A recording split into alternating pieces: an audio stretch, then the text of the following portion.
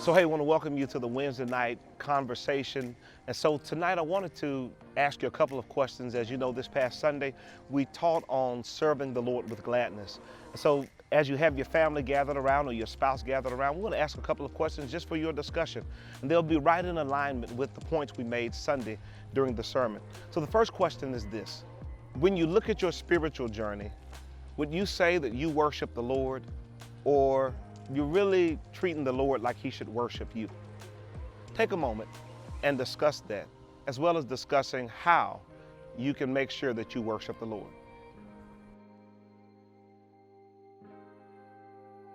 Wow, I know that was a pretty heavy conversation. Here's the second part. We talked about serving the Lord with gladness, or this joy and mirth in serving the Lord.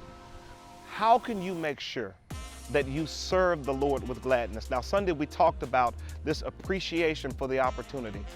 How can you make sure that you always remember the privilege of serving the Lord that will keep you glad in serving him? Take a moment and have that discussion.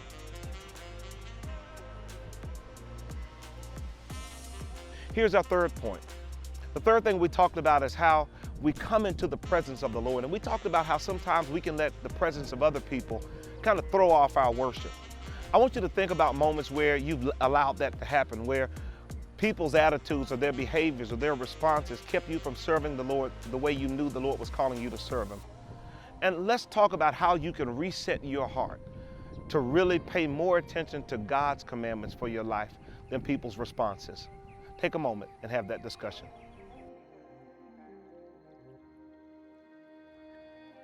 Here's the last one. We talked about how we are to come into the presence of the Lord, not quietly, but giving the Lord glory.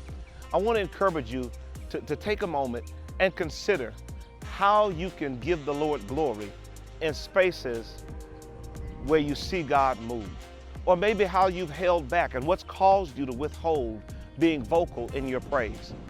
And then think about opportunities that the Lord will give you this week and how you can respond vocally.